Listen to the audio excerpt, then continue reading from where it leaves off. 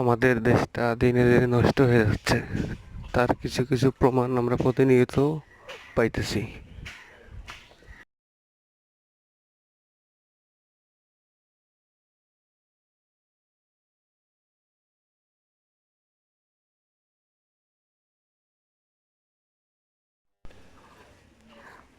এই ছেলে মেয়ে কালকে রাতে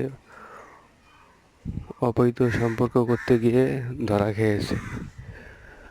তো পরে বিষয়টা জানাজানি হওয়ার পরে এলাকার লোকজন তাদেরকে ধরে বিয়ে দিয়ে দিয়েছে।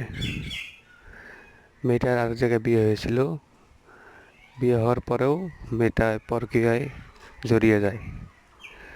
তো মেয়ে মানুষকে একটা ছেলে কীভাবে বিশ্বাস করবে, আপনারাই বলেন।